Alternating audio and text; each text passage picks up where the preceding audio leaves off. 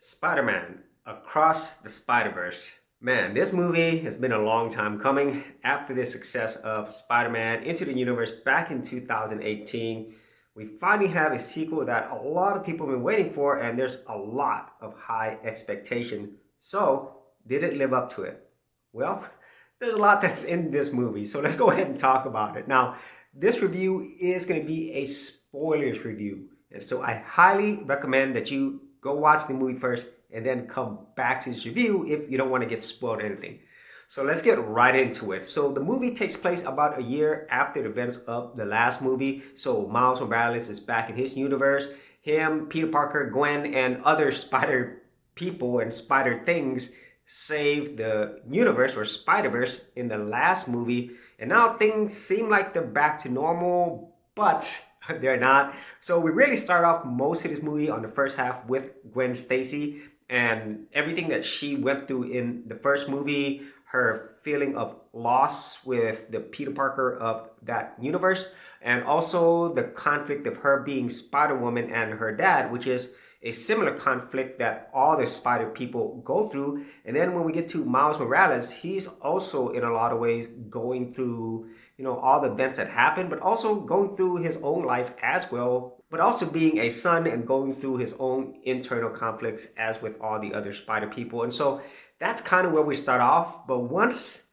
Gwen happens to meet other spider people, mainly Miguel, Spider-Man 2099, Jessica Drew, that's when things get super exciting, because after that, the action in this film is just non-stop. We enter the Spider-Verse once again, but there's just so much here. So let me go ahead and start off with the thing that I absolutely love about this film, and that is the story, which is really, really incredible.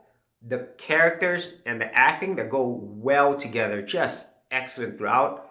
And of course, the amazing animation. I just can't tell you how incredible it is to watch this movie on a big screen, great sounds. The visual quality of this is just stunning. I mean, and each one of these, it's so different, but it's supposed to match with each one of these spider people, which is really awesome. And this movie, of course, would be nothing without a great story and characters, and this one has it in spades.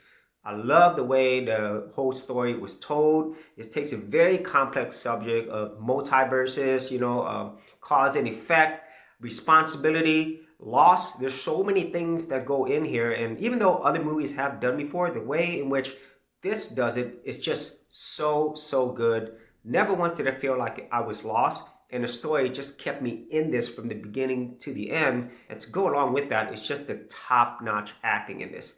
I pretty much loved all the characters in this, even all the side spider people, which was just so fun to watch. You really did care about these characters. Their actions had a lot of weight, especially when you consider whenever they went to the Spider-Verse and there was Miguel, Spider-Man 2099. He was in a lot of ways one of the main villains or antagonists besides Spot. And as you get to know him more, as with any well-written character, villain, or antagonist, you understand where he's coming from. Because the actions that these spider people take, it does have a ripple effect. And especially considering Miguel had a huge loss whenever he tried to do something good with another version of himself in another universe, but it ended up destroying that universe and one person that he really loved a lot. And so he's felt the impact of that. And as we see this, as it gets deeper and deeper, the characters, the story, they're all intertwined together so well. And then when you figure out why Miguel is being prevented from a lot of things, why it's so important that he doesn't go back to this world and try to save his father, because all the rest of the spider people here, they've all experienced loss, which makes them who they are and which allows their universe to be what it is.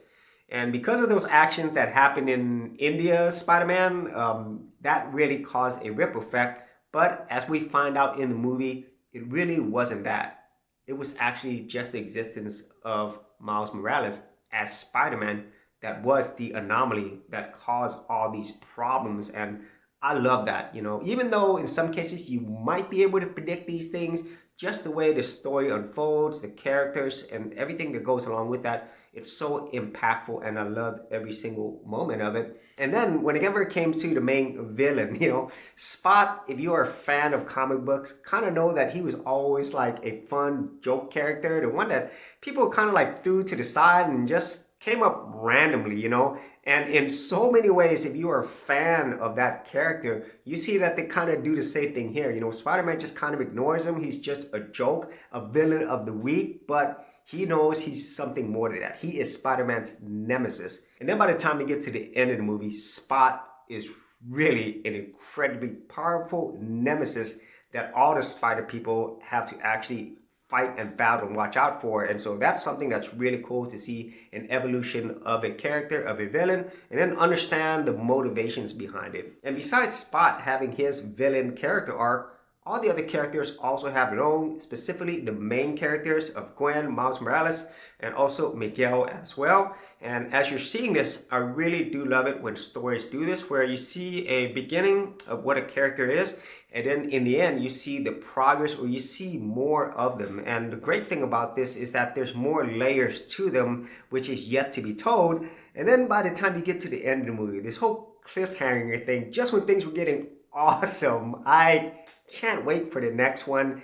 And that last one where Miles Morales is meeting Miles Morales, man, that was just so sweet. And in some ways, I'm really disappointed that we didn't have this last big battle, but at the same time, it made me want more. So as you could probably tell, I absolutely love Spider-Man Across the Spider-Verse. This is one of the best cinematic experiences, whether it's animation or not, that I've seen in a long time. Strong story, fantastic characters, animation that is spectacular and out of this world, and most importantly, this is an absolutely fun movie that I think you could come back to over and over again.